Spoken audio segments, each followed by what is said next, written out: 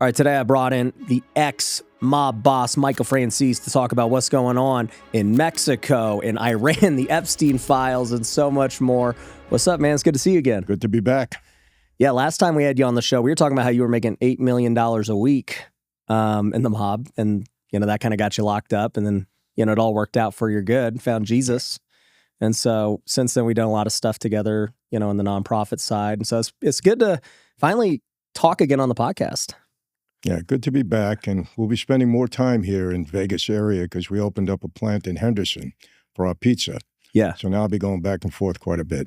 So this is just like New York style pizza. It's just, what is it? It's the best frozen pizza you're ever going to eat, guaranteed. What's it called? It's called Slices. Slices. Yeah, we sell it by the slice. Okay. Dude, I'm excited. I'm going to get all the homeschool kids outside and we're going to have them just chow down.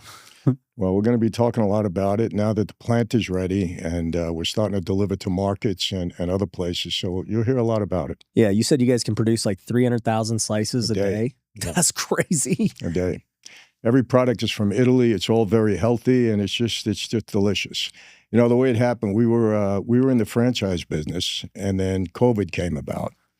And I told my partner, "What are we going to do?" And he said, "Well, let's go into the pizza business." And I said, "Tony, everybody and their brother is into pizza." And he and I go back 40 years.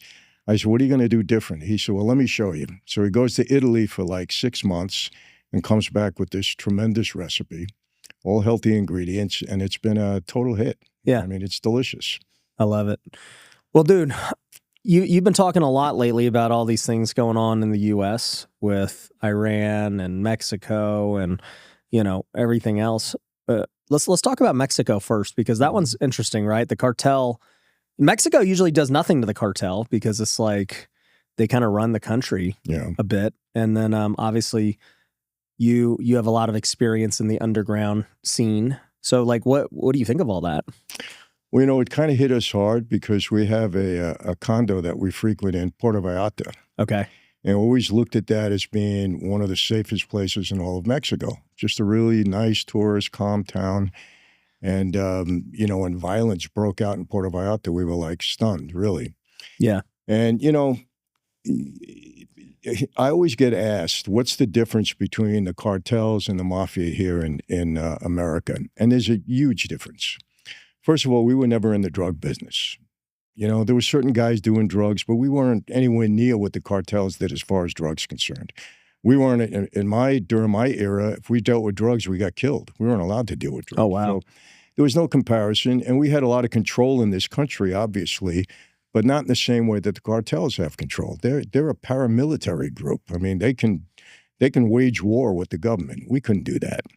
So, to a great degree, they do have a lot of influence and control in the country. And I think for the most part, the Mexican government really doesn't want to mess with them because they know it's going to be a war and it's going to be very unsettling and people are going to die in their country.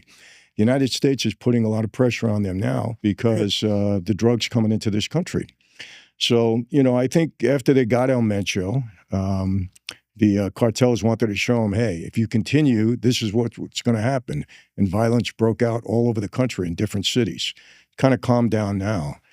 But, now it's going to be who's going to take over? Is another cartel going to try to absorb, that cartel? Is a new leader going to come? So that's all being settled now. Wow. How do you think the U.S. government could handle the cartel? Because a lot of people think the cartel is so strong that it would overpower the U.S. government. No, there's no way. I mean, look, you have some drug influence here in the United States, but they would never try to go against our armed forces, our military. It would never happen. If the United States was committed to stamping out the cartels in Mexico and the government went along with them, we would win. They couldn't beat us, but it's not going to happen here. And I don't think Mexico has the will for the United States to come in and help them knock the cartels out. Look, we know that cartels do have some government influence, probably have people on the payroll, we're sure. We know with the locals, they have people on the payroll. So I think the Mexican government's attitude is, let's just keep everything calm. We don't want a whole uprising in this country, but they wouldn't stand a chance against America. Yeah, but I'm talking about the U.S. going into Mexico. Would they put up a good fight? Well, again, Trump offered. He told Mexico, we'll come in and we'll take the cartels out. And Mexico said no. And rightfully so. They don't want a foreign government coming in and taking out, business that they should be handling. Mm-hmm. So I don't think they'll ever allow that. And I think the cartels are going to continue. They're just too strong. Do you think the Mexican government's in on it? Because why wouldn't the president of Mexico just say, hey, let's just get rid of the cartel? Why do they allow it to just keep happening? My opinion, because there would be a war in the country that they don't want. You got to understand, the cartels are like a paramilitary group. They have weapons, they have arms, they have tanks, they have everything. I mean, they could put up a big fight, and that would be very unsettling for the country. And yes, I do think they have some influence within the government. There's no question, because they're big numbers and they have a lot of money. Someone told me too, because I stay in Mexico all the time, that a lot of these cartels own the hotels. It's true. Yeah, like I remember I was talking to somebody, we were staying in a really nice hotel, and they were saying, oh, bro, no, this hotel's super safe. Like, the cartel owns it. I was like, they ain't going to attack their own thing. They own hotels. That, if you go to Mexico, you're going to see a pharmacy just about every corner. They own all those. Pharmacy. And they own a lot of them, too. They have a lot of business interests within the country. Right. Wow. They own so much. Here's the problem now, though. The cartels are probably stronger than ever, because now with the production they have on the synthetic drugs like fentanyl and all the opioids, they don't have to wait for poppy to grow anymore or any of that. They have these factories going 24 hours a day, 7 days a week, these labs. Wow. And they're transporting it, obviously, mostly to the United States, because we have a big demand here, unfortunately. Dang. Why did the mafia not want to deal with drugs? Yeah. We just, it brought too much heat. And quite honestly, we did have a conscience about serving drugs to kids and people in our neighborhoods. We just didn't want to do it. And there was some guys that were doing it, on a sneak, because they're street guys, and if they can't earn a living, they'll do whatever they can, but not in any great numbers. I mean, we didn't even come close to what the cartels were doing. Italy's different. In Italy, there was big heroin dealers, and I just found this out recently that some of the mob in Calabria is dealing with some of the Mexican cartels. So they're bigger in the drug business than we ever were here. Yeah, because when you were doing $8 million a week, it was like in gas. Yeah, gas. It was tax money. Yeah, you guys were just siphoning off taxes. Ryan, I'm going to tell you this. We both share the same faith. I'm a devout Christian, but especially in today's atmosphere, I have no moral issue with defrauding the government on tax. None. Because they do it to us every single day, and was finding it out in big numbers. And I think I'll do better with the money than they will. Of course, I'm not going to do it. We don't want to go back. No, I'm not going to go back to jail and jeopardize my family. But morally, I have no issue with it. That's crazy. I know, but I'm being honest. I really don't. We in real estate, we like to pay no taxes by just doing depreciation and other things, and we can get around it. Well, listen, the government. I tell people on my platform all the time, we're $36 trillion in debt. You didn't cause that. I didn't cause. Taxpayers didn't cause that. It's irresponsible government that caused us to be in this debt. And how did they solve the problem? By overtaxing us again, by raising our taxes. They caused the problem. They were irresponsible. Many of them are wealthy. They've used their office to become very wealthy. I can cite so many examples of that. And yet, to solve the problem, they want to raise our taxes again. Yeah. If everybody in this country would say, we're not paying tax anymore, what are they going to do, lock up 350 million people? That would bring them to their knees. Well, that's why they garnish everyone's taxes immediately. You don't even have a choice, for all the employees anyways. Exactly. I mean, we would bring them to their knees, and that's the way we would solve the problem. Obviously, it's not going to happen. But yeah. Trump's talked about that, though, of getting rid of taxes. Well, listen, taxes were, we weren't always taxed in this country. They just came up with this idea, and, what are you going to do? America has some issues that we have to resolve. What do you think is the biggest crime organization in the United States right now? Government. Nancy Pelosi. Nancy Pelosi. Yeah, I mean, come on. It's obvious. I wrote a book, Mafia Democracy, because the government system It works exactly like we worked on the street. It's all about money and power. You know, these people have an agenda. I don't know if you've ever visited Washington and gone through the Capitol. And well, I spoke at an anniversary of 9/11, and I spoke to the Senate staff mainly, but there's a bunch of senators in there. These people don't even get a wet in the rain. They have every perk that you can imagine, everything. And they're supposed to be our public servants. They live a lot better than 95% of people in this country. You know, like we're their servants.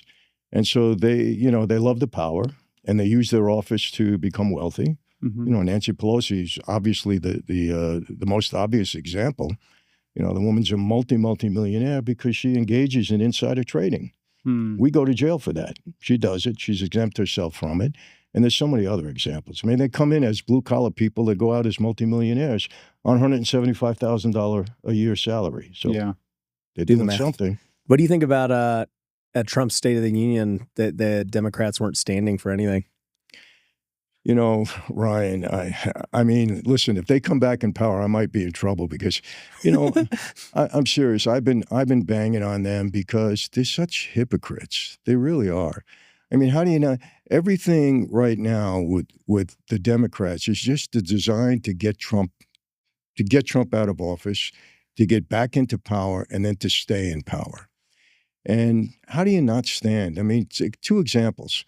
His last State of the Union address, if you remember when the parents of the two women that were raped and murdered by illegal migrants, they wouldn't even stand for them. And now, you know, he set up the trap, Trump, for them, and they fell right into it. They're not very bright. Don't you think the number one, you know, responsibility of the government is to protect his people? And they wouldn't stand.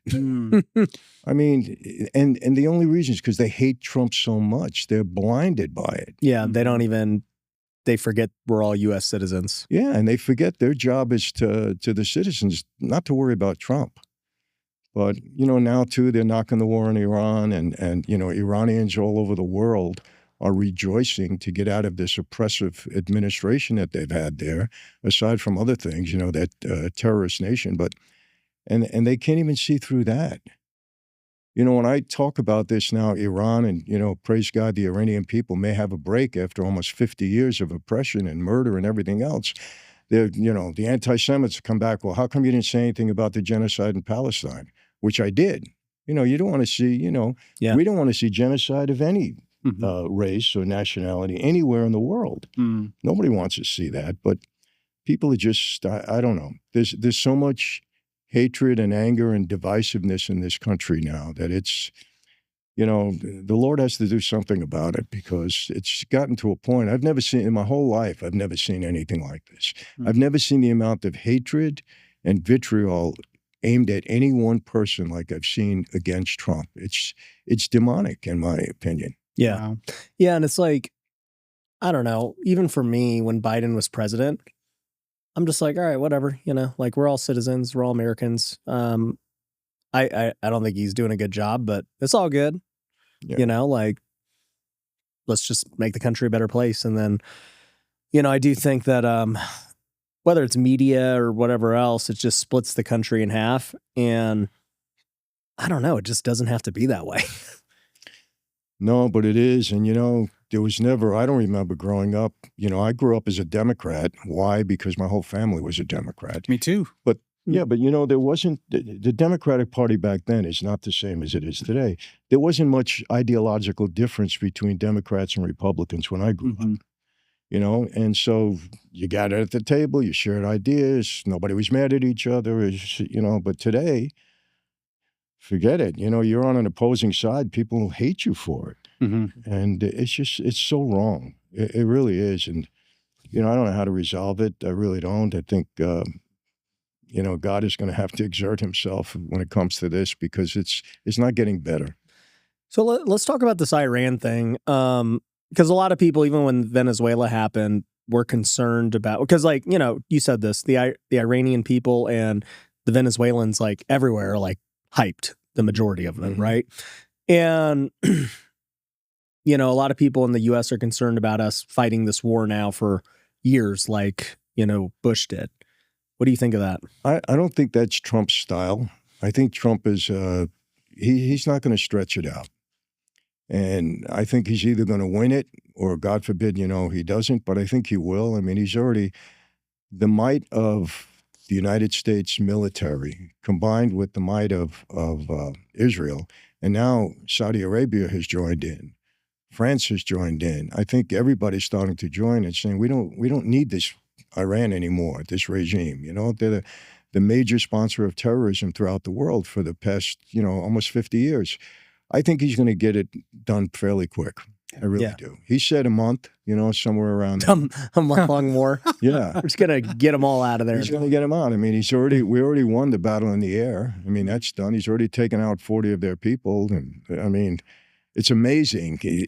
It's amazing the intelligence that he's showing that this country has and the military might. Yeah. And didn't they do it without losing an American? No, they lost. No, they lost 6. So between 4 and 6 so far. Okay, got it. And that was when Iran, hit back at some of our bases. Got it. In Venezuela, we didn't lose anyone. Nobody on that attack. No. Yeah. And I saw they had a meeting in Iran to appoint the next leader, and they bombed the meeting. Yeah. That just happened. That just happened today. I think, or yesterday. Yeah. That's crazy. Yeah. It's funny. I kind of compare. Do you know what Appalachia was? No. Okay. Back in the 1950s, Vito Genovese, who was a new head of the Genovese family, wanted to exert his control over the entire country, all the mobsters. So he invited them to this secret meeting in Appalachia, New York, upstate. Right? I can see where this is going. So mobsters from all over the country came there. Yeah. Right? Everywhere. And it just so happens that a highway patrol guy or something saw this activity and they raided the place. Yeah. And they got so many of the mob guys, And I said this was Iran's Appalachia because they had them all in one spot at one time and he was able to get everybody. Yeah. Yeah. Sounds like one of these. I've seen a bunch of movies that are like that. They get all the politicians in one place and then boom, they got them. So why do you think the U.S. is just now starting to do this more? It's like, all right, we're going after Venezuela. All right, we're now picking off Iran. All right, we're now going to go get Greenland as well. Like, why is he doing what? Why are we trying to have so much more control over all these countries now? Hey, if you're looking to get started in real estate investing, then you need to use our Cashflow 2.0 system. We give you all the motivated seller leads. We give you software, one-on-one coaching, and everything you need to start your real estate investing business. And we've seen so much success from our students with the system that we are willing to guarantee it. So if you want to learn how it all works and how you can get your first real estate deal today, go on over to wealthyinvestor.com and apply. Someone from our team will get with you and you could have your first deal within a week once you get on this system. So head on over to wealthyinvestor.com and we'll see you there. I believe this is from what I'm sensing and from what, if you listen to Trump from way back in the 90s, he always talked about how China was ripping us off, how other countries were ripping off America. This has been his mentality. I really believe, and I get beat up all the time from the Trump haters, that he really wants to exert America's control over the world. When I say control, not that he wants to control every country. I think he wants to make the world safer, and he wants to make America safer. And look who he's taken out. I mean, Maduro was a heinous figure. I mean, the guy was killing people in his own country. He was starving people in his own country, and he was a very wealthy guy. The oil reserves, he wasn't even taking advantage of them in any way. Those reserves. That's the oil, the most oil-rich country in all of that section of the world. One of the biggest in the world. Yep. And they weren't doing anything with it. Iran, if they ever got a nuclear weapon, everybody would be in trouble. No question about it. So he wanted to eliminate that. Greenland, strategically, would be a good spot for us. So he's really trying to make America, the number one power in the world again, but not because he wants to abuse people by it. Right. He's not a dictator, even though they say he is. He doesn't want to abuse people. I think he's looking to make life better for everyone. That's my feeling. Now, I'll get beat up on this from some of your comments, but hey, you got to speak the truth and take whatever comes your way from it. But that's my belief. Do you think, there's a conspiracy that he's only bombing Iran because of the Epstein Files, that he's trying to change the He's the trying to narrative. distract people Yeah, he's or trying to what? distract people. Let me tell you, that's the most ridiculous TDS, cause statement ever. First of all, 4 years of Biden, we never even heard about Epstein. Biden was smart. He said, I'm not even going to touch this because it's going to backfire on me because so many of my friends are involved in this. He left it alone. He didn't investigate, didn't even bring it up. So now Trump comes in and he opens it up. Mm-hmm. He opens it up. There's hearings going on right now. They got the Clintons in front of the hearing. The GOP is investigating. 3 million files are, and they're saying they're trying to distract. It's so stupid because it's out there right now. Now, let me follow it up. Do I believe that there's a cover-up? Absolutely. Okay. No question. Do you think Trump's in there? Yes. Oh, no. No. Let me be clear. I think Trump is, if everybody that was involved in this Epstein matter, and when I say involved, pedophiles, abusing young women, I think it would be the number one scandal in the entire history of our country. Because we have elitist, not only our country, the world.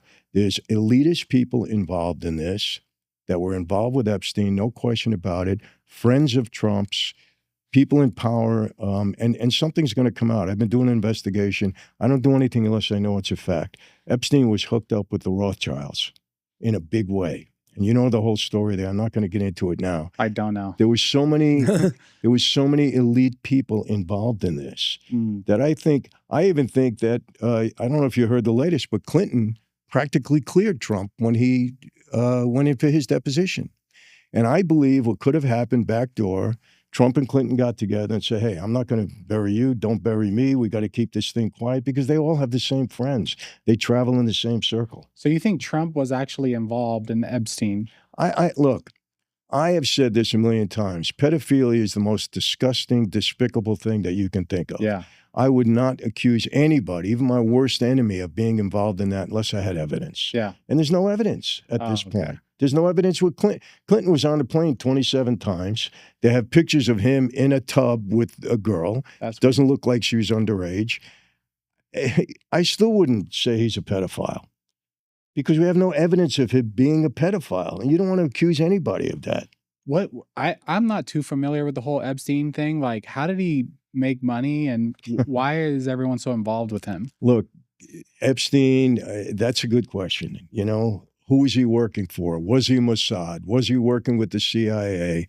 Who were his friends? What were his relationships? He got this guy, Les Wexner, many, many years ago, a billionaire who out of nowhere entrusts Epstein with his entire portfolio of money. Yeah. Gave him power of attorney, gave him use of his airplanes, gave him hundreds of millions of dollars. Where did that come from? I don't think we'll ever get the end. Look, 63 years later or something like that, we still don't have the truth about who killed John F. Kennedy. We're not going to get the truth about the Epstein Files. Really? No, I don't believe it. It'll go to a certain point and then no more. We're not going to get it. They don't want to, they're just not going to expose people. Do you think Trump's protecting people? Who? Trump.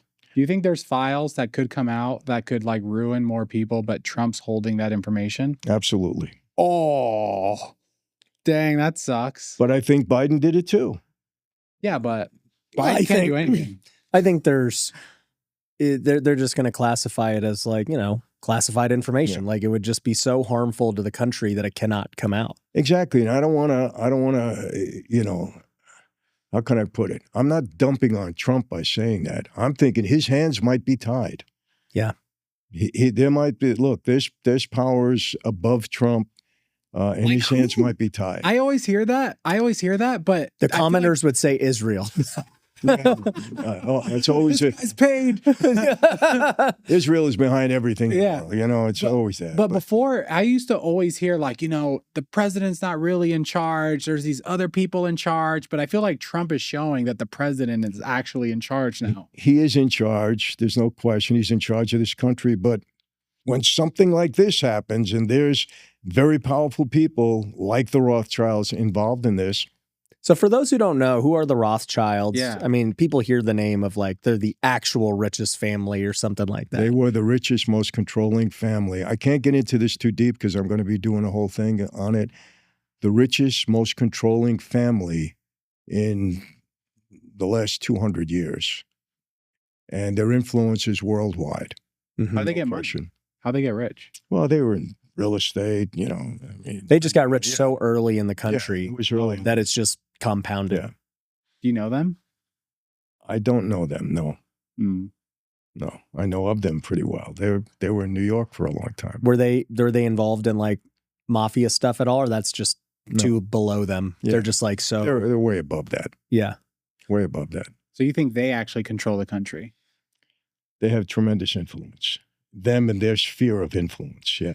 Damn. Yeah, because they're funding politicians. They're funding. They put a lot of people in the last over a century, no doubt. Because we know the donors have control over politicians. Mm-hmm. Like how else I just was thinking about it logically one day. I'm like, yeah, I mean, dude, these guys raised tens or hundreds of millions of dollars for their campaign. Like, or billion, right? Didn't Kamala raise $1 billion? Well, you she had to get spend Cardi $1 billion to, to be president. Shake it. Yeah. She had to pay Cardi B $10 million, or whoever it was. But I was just thinking about it. I was like, well, yeah, there has to be some kind of deal in place of like, okay, if I give you $10 million, I expect this agenda, this bill, this thing will happen. Absolutely. You got to spend $1 billion to become president. So there's a lot of favors involved in that. Somebody's not just handing you, a couple $100 million saying, oh, yeah, good luck. But isn't Trump self-funded? I thought he ran on, he's a billionaire already. He doesn't need anyone's money. So that's why I feel like Trump's not corrupted. And I feel like if Trump, I don't know too much about the Epstein thing, but it does seem like for some reason people are trying to push that on Trump, but I don't think he's involved. No, well, they're trying to push it on Trump because they have something to push against Trump. I mean, listen, the people that hate Trump, every single day, I live in California, Gavin Newsom has nothing else to say but go against Trump every single day on social media. Yeah. Trump hits Iran, he's talking about it every single day because he has nothing positive to offer. So the Epstein Files, he went after him big time on that too, because they can. They don't need proof. They just throw it out there and people, some of them believe it and some of them don't. And a lot of politicians do that. Elizabeth Warren. What the heck does she know about foreign policy? Dude, have you seen those Gavin Newsom memes where he's like trying to be black? Oh, yeah. They're so funny. He's like, I play basketball. My SAT I can't read yet. I can't read. No, that's like, what is going on here? That's how he endears himself to, African Americans. Well, I'm just as dumb as you are. Basically, that's what he said. That's what he said. Yeah, he didn't even realize it. Yeah. Can you tell us exactly what does it say about Trump in the Epstein Files? Well, we know it's come out so far, and what's come out so far is that in 2004, he chased Epstein out of Mar-a-Lago because Epstein was trying to get some of his clientele to leave Mar-a-Lago and work for him. So he chased him in 2004. It came out that in 2006, he called the Palm Beach County Police in Florida and asked them to investigate Epstein. That's all come out. That's fact. Investigate him about what? About his sexual activities. Trump did. Yeah, Trump called him. It came out in the Epstein Files. Okay. So logically, you say, okay, if Epstein had something on Trump, why would Trump be looking to aggravate him and expose him when Epstein can say, what are you kidding me? I got all of this. I can blackmail you. Yeah. So, but that didn't happen. Now they're saying Trump's name was mentioned 38,000 times in the Epstein file. Okay. Wasn't always Trump talking to Epstein. It was others talking to Epstein about Trump or other emails. Not one of them said he's a pedophile. Mm-hmm. Just conversation. There was a lot of guys that were mentioned with Epstein because this guy, the tragedy in all of this, how does a guy get away with this for 20 some odd years? Yeah. All right. When they investigated him back in 2008, they were really going to nail him, for messing with minors. And then all of a sudden it was hands off and he gets this sweetheart deal. He didn't even go to jail. He's on house arrest. He's allowed to go out, 8 hours a day or 10 hours a day. So, somebody stepped in and said, back off. And I'm going to tell you this, and I'll take this to the bank. No question. He was in the exact cell that I was in MDC. I spent 7 months there. There's no way that man committed suicide. You couldn't commit suicide. You'd have to be a midget because there's nothing to hang yourself from, number one. Number two, the cameras are always on. And number three, the COs are always walking the tier. There's no way he committed suicide. They killed him. Either that or, you know, the other theory is that he's still alive and he's in Israel someplace. The other thing that, and they tried to show a picture of him, So the other thing that happens, the FBI building is right across the street from the jail. Right across the street, right? It took the FBI 7 hours to come over and see the crime scene. Now, this is the number one prisoner or inmate in the jail. He gets killed, very high profile, and they take 7 hours to go over and investigate. They left it alone. Whatever they did, they moved this guy out of there. We didn't hear anything about his funeral. We don't know anything about. There's no way that guy committed suicide. And I've said this since day one. It's just not possible. Yeah, I think if you polled most Americans, 90+% wouldn't believe. Yeah, they probably said, most of the stuff he just said. They probably said, you know what? We can't take a chance with this guy because he might have said word out, hey, you get me out of this or a lot of heads are going to fall.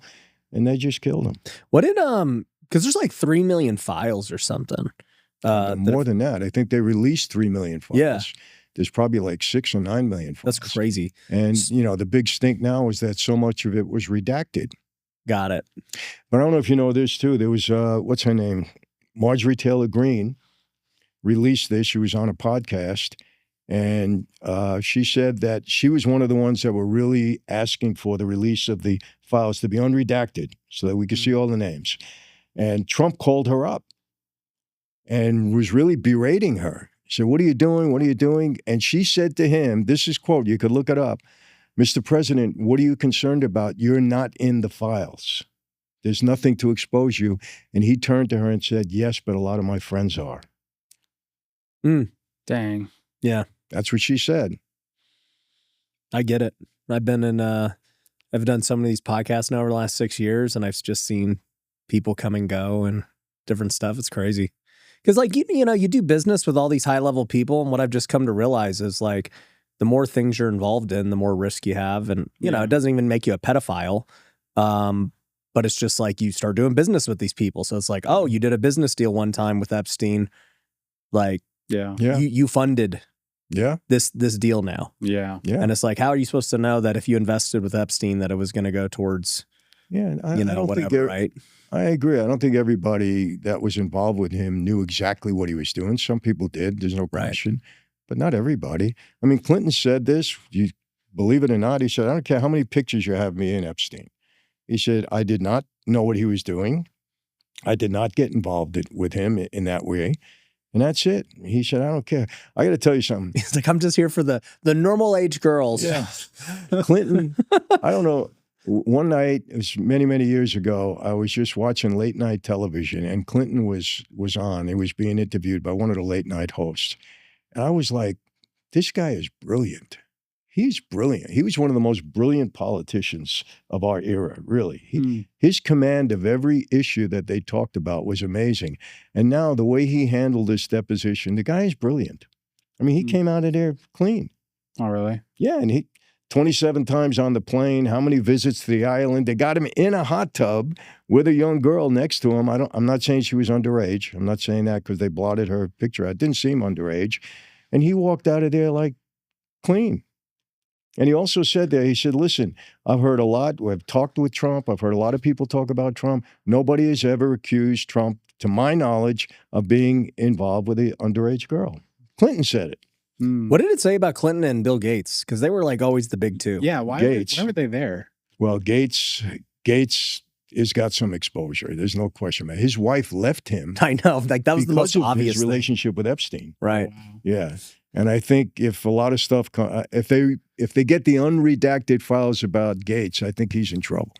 Yeah. I mean, he's already in trouble, but more trouble. But why was Clinton there so much? What did he say he was doing there? Well, dude, he's in a bathtub with a girl who's not his wife. I know, but like, what's his story? Like, what business did he have with Epstein? He never really explained it. He said, he was a president. Epstein was seemed like a really high roller guy with a lot of influence, and they got friendly. He didn't talk about the business that they did together. That's weird. They may have not done any business together. Yeah, like, I want to know, what money did they make together? Bro, it was Clinton's deal's about girls. Well, no, yeah, well, what do you mean? Allegedly, Epstein was funding the Clinton Foundation, their nonprofit. Oh, okay. Or that he funded it, or he got money towards it. That's why they had Hillary in there, because there was evidence of that came out in the files. Was it dirty money? Who knows? We're never going to know this stuff. I mean, they're gonna release it to a point, and that's it. But to say that this war is a distraction of the Epstein files is just stupid. Yeah. I mean, it makes no sense. So, what do you think Trump's next move is going to be with more countries or wars, or who else is he targeting next? He's just like Cuba. every month. They're It's a saying new Cuba. thing. Cuba's next. Yeah. So, like Cuba, next month, yeah. Cuba's. Cuba. They're about to taste freedom. I mean, listen, at the same time he's doing this, you realize he's really hurting China. Yeah. Because both Venezuela and Iran were major oil suppliers of China. Mm. And China was, keeping them financially healthy by purchasing their oil. Now he's taken that away too. So he's put a serious dent in China, which is good for us. Yeah. They really are our number one enemy, no question. No, for sure. And for those who don't know, because when people say that, they're like, what is China? We buy all of our stuff from China, and they make stuff and they don't attack us and blah, blah, blah. So why is China our enemy? Well, it's wonderful. Trump says, I have a great relationship with China. Great. We can be trade partners and everything else. But underneath he's saying, but don't mess with us. Yeah. But he's like, here's a tariff. Yeah, we want to be friends, we want to do all the business, just don't mess with us. I mean, and Trump shows them that you better not. I mean, it's really brilliant. It really is the way he handles things. And he makes you laugh. He goes, I don't know if you were listening to him yesterday. He says, yeah, we destroyed all of the Iranian warships. I think 11 of them. They're on the bottom of the ocean now. We sunk them all. He said, they got a couple of boats left. He said, but their Navy's doing well. They're doing well. They got a few boats. He goes just like that. And the way he says it, it cracks you up. Yeah, a few boats left, but the Navy's okay. They're doing well. Yeah. Just sunk 11 of their ships. Well, like when they did the Venezuela thing, it was straight out of a Marvel movie. Yeah. Of like, oh yeah, there was like this, like they released the whole story of just all their technology. And they're like, Amazing. yeah, we like flashbanged them and they were all dead. Yeah. And then we were out. It was like, whoa.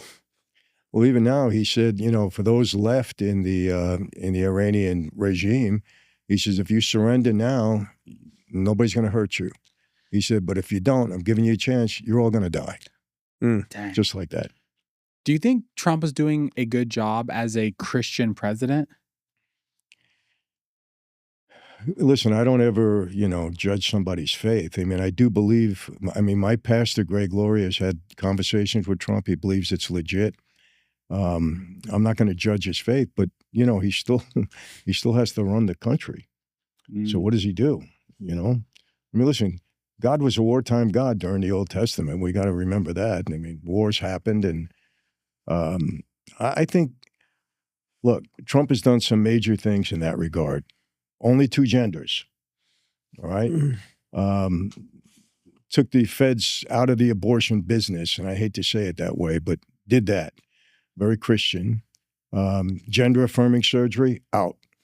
So he's done things certainly in line with biblical truths. But the fact that he's going to war, is that anti-Christian? I don't see it that way. I mean, he's doing what he has to do as the president of the country. He's not trying to hurt people. He's trying to take the evil out. He gave him a chance. Remember, he told him this has been going on since last June. Come to the table, negotiate. You're never going to have a weapon. That's it. Done. No negotiation in that regard. And come on to the table. And they doubted his resolve. I think that's what it was. So in answer to your question, I don't think it's conflicting with Christian values and his job as president. Yeah, and I think too, I've thought about this question a lot, just with Christians and war and other things. And, to your point, in the Old Testament, tons of war, tons of fighting, tons of everything. And then you even see in the New Testament, just this, lots of different things happen with Jerusalem falling and, you know, all the Christians being martyred. And then, you know, you look throughout history too, even with the Catholic Church having conquest and other things. Like, it's not like war has ever stopped. You know, humans are sinful. Death is part of sin, and it's just going to happen. Death is going to happen no matter what. At the same time, we also have, you know, the ability to protect ourselves. And I think you bring up a good point. It's like, at the end of the day, part of your role as president is to be the commander in chief and protect this country. And protecting the country happens with preventative measures. It happens with reactionary measures and other things. And so it's like, you know, if Iran's been telling us they want to destroy us all forever, it's like, all right, so what do you do? You know, like I actually had this talk with one of our pastors at Tent Makers, Maddie, and I don't want to misquote him, but I was asking him about this thing. He goes, hey, let me ask you just like a philosophical question, okay? If you knew that tonight somebody was going to go in and kill your family tonight, and you had the opportunity to take them out this morning, would you do it? And I was like, well, yeah, I go take that fool out right this second, but they haven't done it yet, right? So do you react or do you prevent?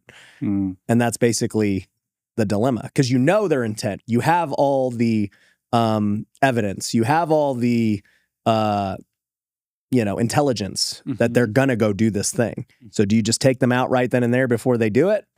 Or do you wait until they do it so you're justified? Well, I want to respond to that. You know, there's the age-old question, why do good people do bad things? And a lot of times good people do bad things. My understanding of this biblically is that, you know, in finality, God judges our hearts. I'm going to be honest with you. There were times in my former life, spent over 20 years there, where I did things that I knew was wrong, and I was very uncomfortable doing them. I didn't feel good about it. I did it anyway. Why did I do it? Not an excuse, and I still have to take responsibility. I took an oath that I would take orders, and this is what I would do. So I felt an obligation to that, even though I knew it was wrong and I wasn't happy or comfortable doing it. So sometimes people will do something because of their environment, because of the way they grew up, because what they saw what their parents did, because of whatever. It doesn't make them bad people. And I think at the end of the day, God is going to judge our hearts because we're all sinful. Yeah. We're all sinful. And he knows our intent. And I think that's important. So in a case like that, you know, look, I have to save my family. Yeah. So I don't want to do this. I'm not happy, but you put me in a position where this is my humanness. This is how I'm going to react. Yeah. But God knows your intent. Your intent was in a good way to protect your family. And I think at the end of the day, I think that's how we're going to be judged. And like I know for sure you've had it. I've had people reach out to me with threats over the years. Yeah. And I'm sure you've had way more than me. Yeah. And it's like, all right, once that actually becomes a real thing where it's like, oh, okay, like this person might be crazy enough to do something. Sure. It's like, all right, what do you do about this? Yeah. But what about turn the other cheek? That's what some people are going to say. You know, Jesus told us if someone slaps you, to just give them the other cheek. Turn the other cheek doesn't mean, okay, shoot me in the head. You know, you can prevent it. You know, Yeah, we're talking about a slap. He didn't say take a knife to the heart and be cool with it. Yeah. And turn the other cheek doesn't necessarily mean physically. It can mean somebody's attacking you verbally and you don't respond to it. I get that all the time. I mean, you know, there's some of these, you know, alleged mob historians and mob people will attack me online. I never respond to any one of them. Yeah. And then eventually they all go away. I don't come back at them and we start, you know, this silly cat fights. So in that regard, maybe. But I think if you're allowed to defend yourself.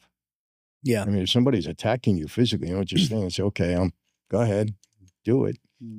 I don't think biblically there's any restriction on defending yourself. So, I mean, and I think also too, when Jesus talks about, you know, give to Rome what's Rome's, you know, he's talking about submission to the government and what look, dude, nobody here has to live in the US. You know, you can go live wherever you want. So if you don't like how it's run and you don't like the laws and you don't like, then go somewhere else. Like nobody forces you to live here. But if you choose to live here, these are the laws. You know, I was talking to somebody about this with ICE. We could talk about ICE too. And Somali daycares. Because I didn't know. I have this 16-person kid homeschool outside. I didn't know I could make millions of dollars doing that. I lose money. But you know, we were just talking about it with immigration and everything else. And they're like, you know, Christians and immigration. And I was just like, well, you know, borders were, there's so much biblical evidence for borders and land and territory and then, you know, government and all these things. But it's like, dude, if you break the law and you come here illegally, like there's consequences. You know, my dad was an immigrant. He came here from the Philippines legally. He did it the right way. And I know there's lots of people who come here illegally. But if you come here illegally, there's consequences. If I break the law of anything I do, there's consequences and I got to pay the price. Like nobody forced me to live here, especially if you came here illegally. You chose to do it and come here. Absolutely. Like, don't be mad when the law gets enforced. No. But we're on stolen land. I try to say she didn't want to give out the house though, huh? When they asked for it. Yeah. That was so ridiculous. These people. But the Pope, did you see what the Pope said about the immigrants? No, what he said? Like if you're like, you know, hard on immigrants, then you don't really love Jesus or something like that. Well, nobody's pull it up. But the thing is, nobody's saying that you don't love. And first off, immigrants are different than just like illegal immigration. Yeah. I mean, nobody's against immigration into this country legally, but every country has laws, and that's part of it, and you got to obey. You know, the crazy thing now is that when ICE is out there enforcing the laws that Congress made, Congress now is knocking ICE because of their methodology. Yeah. But they created the law, and ICE is enforcing it. That's how it goes in this country. Congress creates, and then we have enforcement agencies to enforce. And it's all politics. It's all it is. It's not anything of consequence or meaning. It's just politics. I was like looking too at ICE numbers and everything else. It was like Obama deported more people. Yeah, a lot more. But it's just not news. A lot more. Because it was Obama and, you know, they covered for him. He didn't do anything wrong. He just doing the right thing. The law. That's it. But now it's a problem. Because it's Trump. That's it. That's how it's gotten. I like I said, this Trump derangement syndrome is real. It's not like a word made up. It's real. People hate him. They don't even know why they hate him. Why do you think they hate him more than past? Do you think like social media has caused this divide, or it's Trump? Like, I guess where I'm getting at is, okay, so Trump finishes his term. At some point, you know, there's a new Republican or a new Democrat. And then, like, in my opinion, I think it's going to just continue to whoever the next guy is. The other side is just going to hate them. Yeah, I agree. Like, I think Trump maybe is the catalyst of, like, he went so just extreme of, like, you know, social media and rage baiting and, you know, everything. But I think going forward, it's like, it doesn't really matter. Okay, this Democrat's in. I do not like this guy. This Republican's in. He said one thing I saw on social media I disagreed with, and I don't like this guy. But you know what? If you look at Biden, it wasn't that people on the right were so against him personally. He was destructive for the country. He's the one that opened the borders. He's the one that he totally turned me for a lot of reasons, but the one thing he said that really got me, one day he made a statement and he said that those who are opposing gender-affirming surgery in minor children, it's outrageous and it's immoral to oppose it. And I looked at him and I said, did our president really just say that? And I said, this is a bad guy. Or I don't think he know what he said. No, I think he did at that point because he was pandering to his party. But you're the leader of the free world. Yeah. And we're talking about children. Yeah. And you're okaying that and you call it immoral and outrageous to be against it without parental consent? Yeah. I said, this is a bad guy. I think my only problem with him was towards the end anyways. It was just like, this guy's clearly not like there. He just mentally, like he should be in a retirement home. And we got this guy running the country. He was a bad guy. He was treasonous, in my view. Hmm. Ryan, I'm going to tell you this. Him and his son, they had 18 or 20 shell companies. You know what a shell company is? Yep. No brick and mortar, no product, no employees, nothing. Just an LLC. Nothing. Just an LLC. It's like a Somali daycare. Yeah, it's like learning center. An LLC to collect money. Yeah. Hell yeah. Now, I had 18 of them. 18. You know exactly what they are. And they were all Panamanian. No brick and mortar, nothing. All I had was a bank account. That was it. And a corporate name to collect money. Hell yeah. There was more evidence against Biden that would qualify for a RICO indictment than there was against me. Everything. He had text messages, emails, phone conversations, $27 million going into these shell accounts that nobody can account for, right? And nothing. It was absolutely a racketeering indictment, 100%, him and his son, because he was involved in conversations. They had more evidence against him and his son than they had against me. This guy was treasonous. He sold out his country as vice president. He sold it out in not Russia. What's the country they're fighting Ukraine. against? Yeah, Ukraine and other places. He took money from Russian oligarchs. He was just a bad guy. He was a sellout. Yeah. And the things he did is crazy. He's the most incompetent president we had in our lifetime, in my lifetime. And they covered for him. Obviously, we know that, you know, I mean, the media covered for him and all the Democrats covered for him. And this is just bad stuff. It's not a question of Democrat or Republican. You have your own record and this is what you're doing. We're judging you on what you're doing. Why does it seem like there's no good candidates, at least in the political world? Let me tell you, they were already starting to crush J.D. Vance, thinking that he's going to be, the next candidate for president on the Republican side.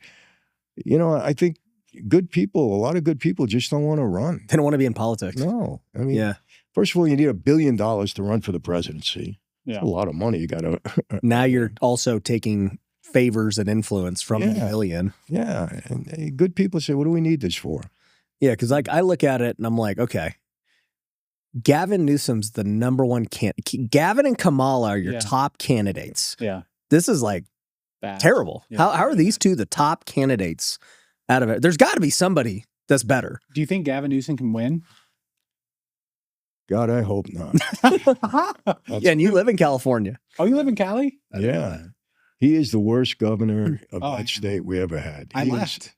That's horrible. The guy never tells the truth about anything. He's defrauded, the state out of so much money. He doesn't give a darn about the people, not at all. And he gets out there and he lies every day about Trump. He's just a bad guy. When he's talking to black people, he grew up in the inner city. Yeah. Played basketball. Did it all. Yeah, he claims he was, like a ghetto child. I mean, give me a break. He's been part of an elite family his whole life, Yeah. But then it's like, how are these two the candidates? And then like, even for Republicans, it's like, okay, Trump somehow ended up being the best candidate. It's like, there's no like normal guy who's like smart and just like not super controversial, just goes about his business and just like. That's who that is.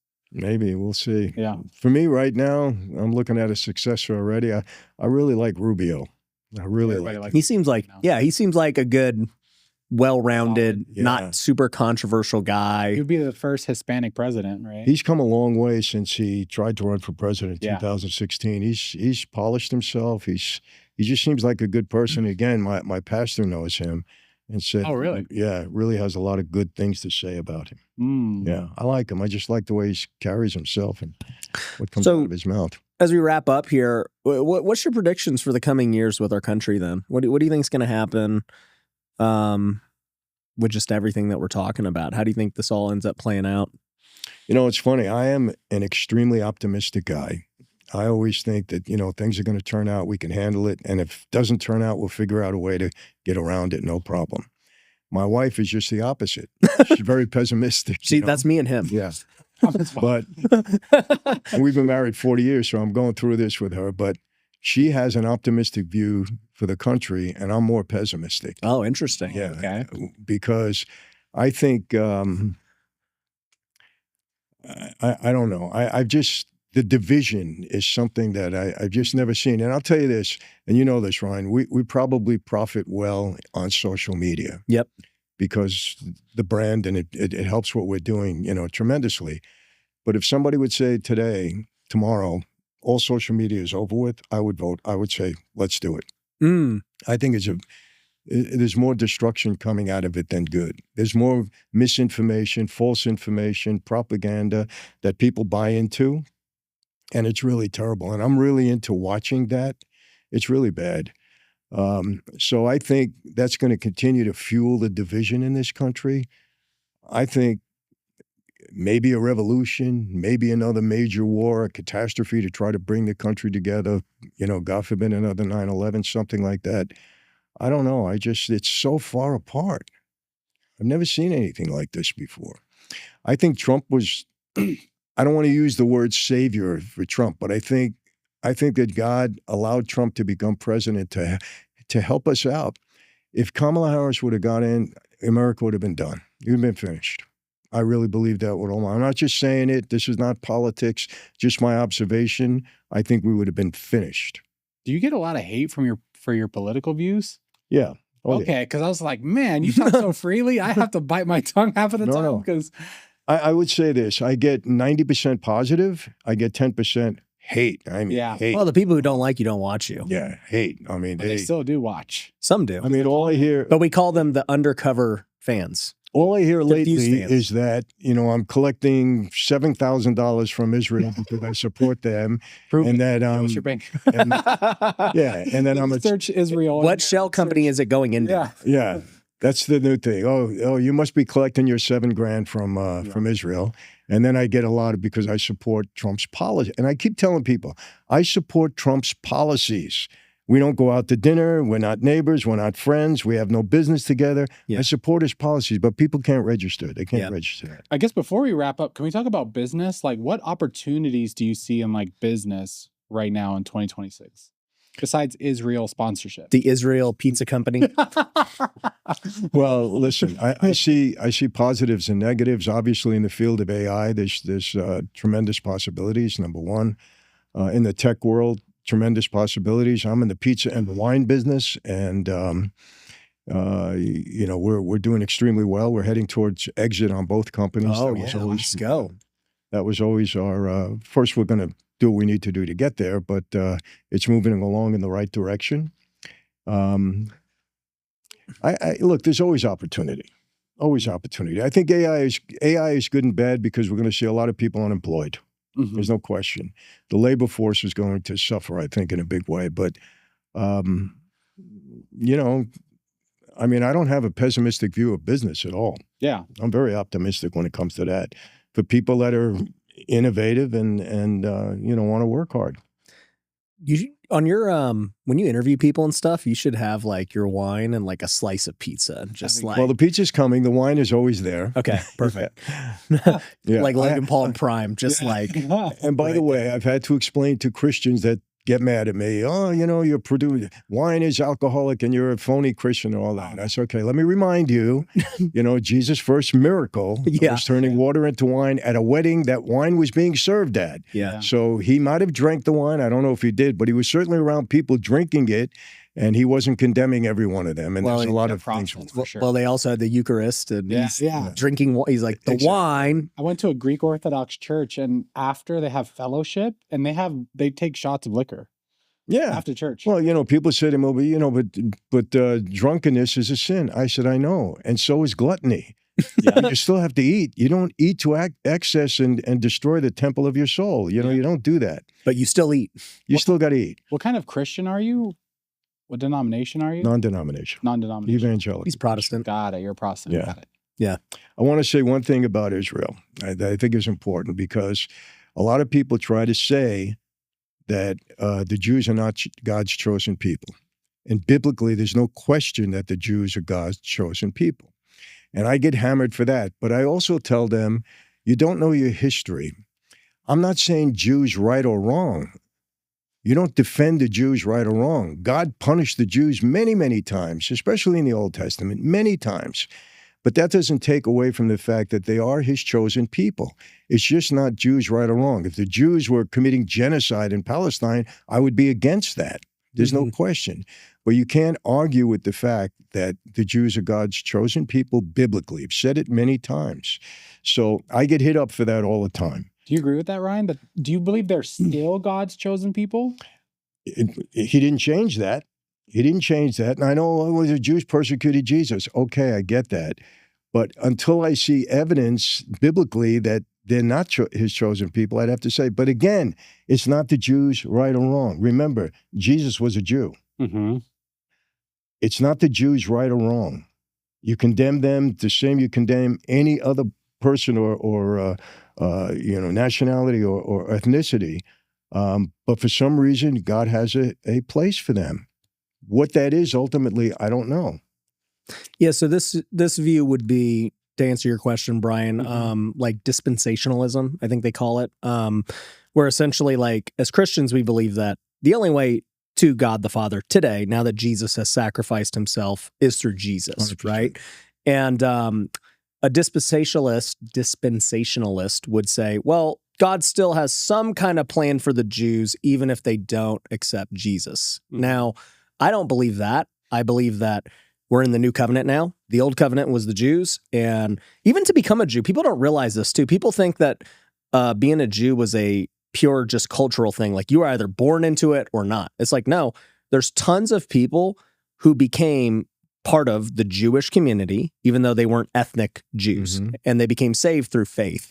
And we see this in Hebrews and everything else of them just talking about, well, you're saved through faith. Even the Jews were saved through faith. Abraham was saved through faith. It's not like, oh, I'm born a Jew ethnically, I'm therefore saved. No, it was still by faith. That being said, in the New Testament, Paul talks about how we are the new Israel. Yeah. And that's why he starts talking about how, Jews and Gentiles, we're now one. The Gentiles got grafted in. We're all part of the same branch. Yeah.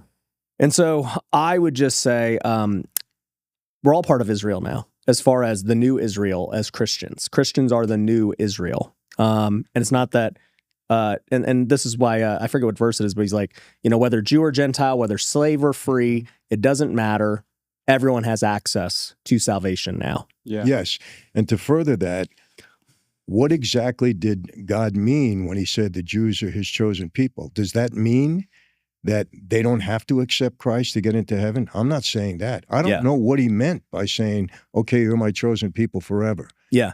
I don't know. Ethnically, he for sure chose them for a long period of time as his chosen people to then bring about Jesus. And from that point forward, after Jesus, then, Paul tells us, hey, now we're all part of the new covenant.